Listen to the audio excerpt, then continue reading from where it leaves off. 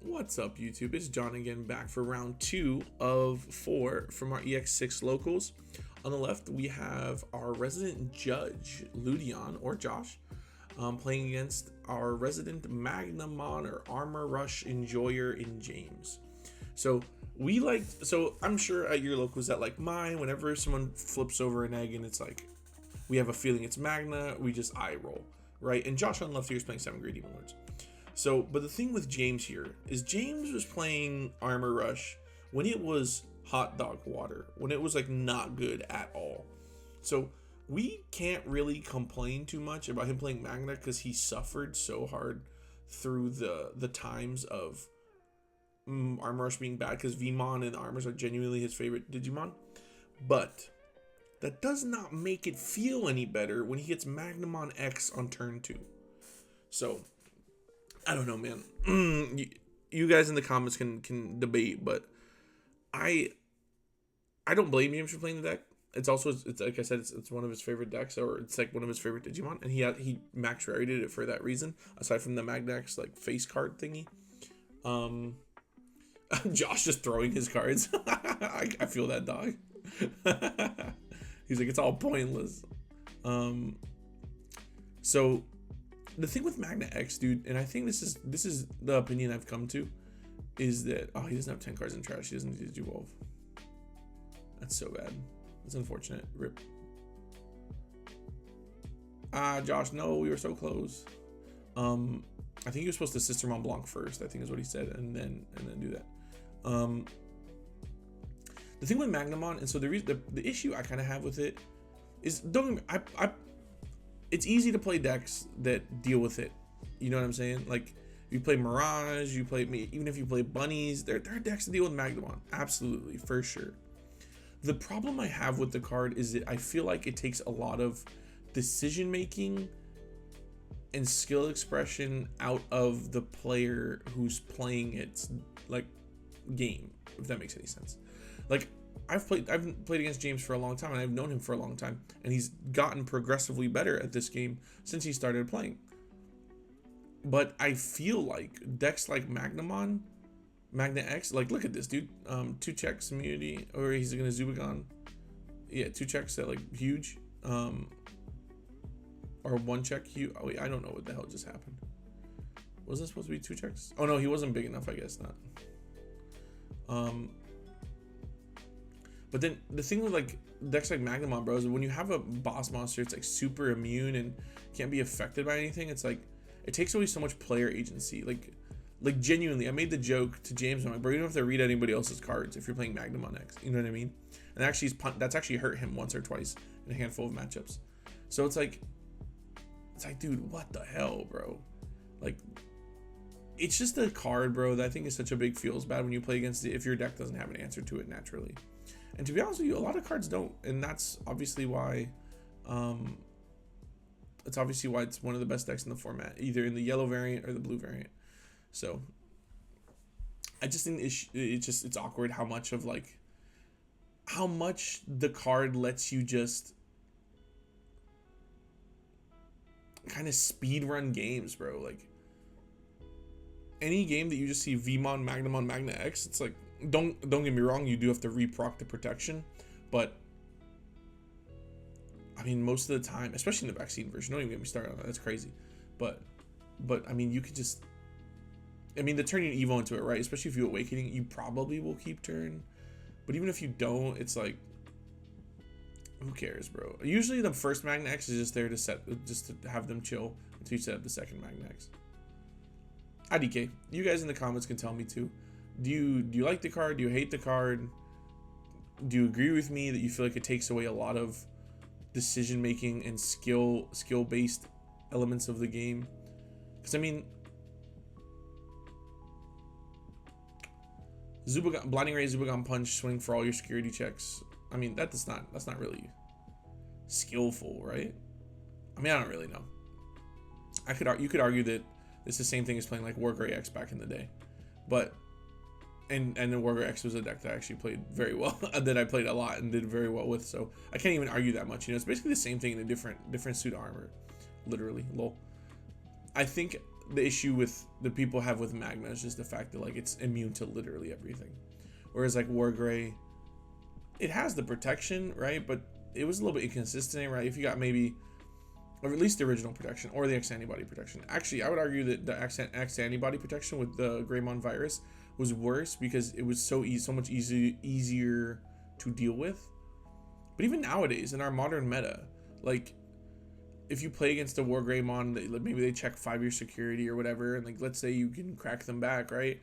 Bro, if they don't win the game that turn, it's usually a wrap because you just like even cards like Zudo Ace, you just remove the Greymon X or you remove the Alturas and the Greymon X, and then that's just that stack is not safe to anything. You know what I mean?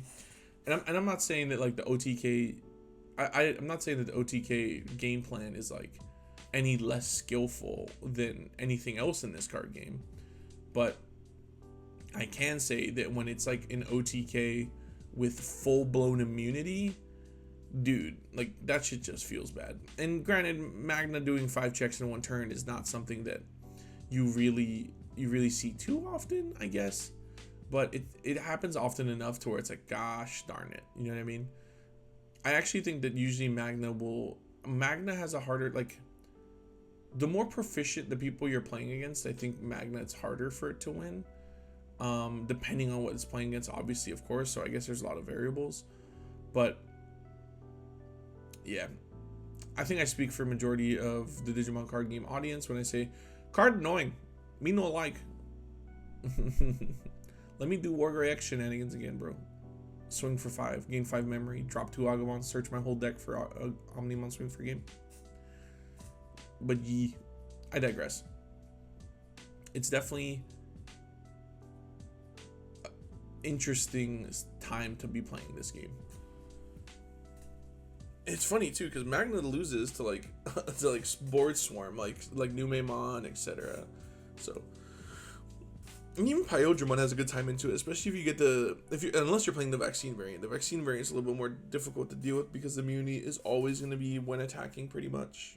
But if you have the blocking, if you play like Invincible Dragon Insect Fusion, that kind of helps out a little bit. And look at James's hand here, bro. This man already has Magna X. He has Zubagon Punch. He just needs a Magna, and he just gets another Magna X. Wait, couldn't you took the other Vmon and... Oh, no, but he has a Magna already. Lol. Does he already have another Magna, like, on standby? Like, this game might be a wrap already. Like, I know this is a short video, but damn, this might be a wrap already. And then you have 7-grade Demon Lords here on the left, which I haven't talked about at all, because I've just been complaining about Magna. Or providing a dissertation on Magna. 7-grade Demon Lords is a good deck. And I actually think it does a really good job of gatekeeping a lot of maybe the lower tier decks.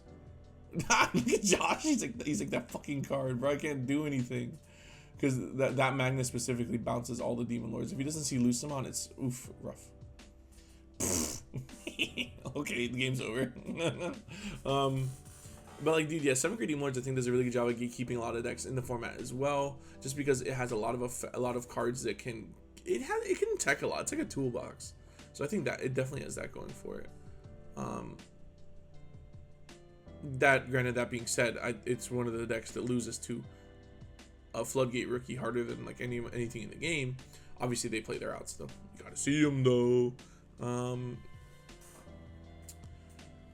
But I digress. Again, for the second time this video. Okay, we're just gonna Zubagon Punch. What does that put him to? 15. So he doesn't have the 2 checks yet, right? Because it needs to be 16 or higher. Wait, why wouldn't you Blinding Ray first and then Zubagon Punch? Oh, I guess you want to try and make him block with the Creepy Mon, and then Blinding Ray, and then unsuspend, and then swing for big damage.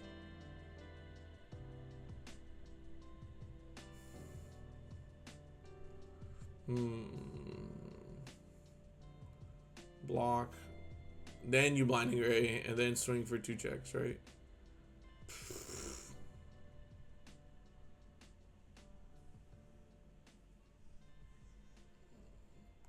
Well, that's all she wrote. If he finds another Magma, it's over. Oh, unfortunate. Yeah, dude. And then, like, this matchup's so bad for 7-grade Demon Lords because it's like, what does he do? You know, I think your only outs are, like, the Beelzemon play, but you have to do that very quickly. Maybe Levia, blue, purple Levia. But and again, this is all circumstantial, but I think you really have to find an instance where the Magna doesn't have protection and you can punish it, and that's obviously easier said than done. So, I don't know. That being said, I'm still having a ton of fun playing this format. Like, I genuinely think the game is a ton of fun. I'm having, like, I play Pokemon on the side as well. I know, please don't throw tomatoes at me, but I genuinely think that, like, Digimon right now for me is a lot more fun than Pokemon. Just because I also feel like with Pokemon, every deck kind of plays the same, if that makes any sense. Whereas I feel like with Digimon, there's a little bit more varied mechanics, kind of. At least in the way the decks play. I mean, at the end of the day, you're doing security checks. Right? You're doing like one security check. But, like, I mean, you're going to just security check, etc. Or maybe mill your opponent out. I mean, if you're playing like Lilith Mill. But for the most part, every deck feels and functions differently. They interact with cards differently. The way you can reveal, you can use your trash or even your securities as second hand. You can bounce cards. You can pop cards. It's just, I feel like maybe ignorantly, although I've played Pokemon a long time too, I just feel like Digimon, I feel like the card, like, there's more unique and interesting playstyles, you know. Granted, there's stuff like Frostlass and stuff in Pokemon, but I don't know, just my 2 cents from my perspective. And I think that was just Josh being like, how do I win? Josh, I'm sorry, buddy. It sucks, man. That's, I don't know if you saw that hand at the top of the screen. That was our other friend Jeremy complaining too. He goes, that shit's crazy. But it was actually funny when we started this tournament. When I realized what I was playing and then like what we were all playing, we were like, and James always plays Magna. It's his favorite deck. We're like, bro, you're gonna win the tournament. It's okay. Like we realized that the moment we all sat down. We're like, bro, you're gonna win the tournament. It's okay. Like, I'm playing Beelzemon. Josh is playing Demon Lords. Jeremy's playing Birds. Like, a lot of us, I think we're playing like Psy, or no, it's not. We were playing Rogue decks. We were playing like just decks we haven't played in a while. Decks that like thought would be a little bit more fun. And Josh is practicing 7th grade Demon Lords, so like there's that as well. Obviously you saw Magnamon and Imperial, so those are two more, I guess, typical meta decks. But yeah, either way, it was just funny when we all sat down. We're like, James, you're gonna win tournaments today, buddy. And there's the scoop from Josh, which never want to see. Sucks, man, but it is what it is, you know. So congrats to James on his W. Congrats to Josh on ending his suffering in less than 20, ending his own suffering in less than 20 minutes. So, all right, everybody, thank you so much for watching. Appreciate your time as always, and catch you in the next one. Good luck, have fun.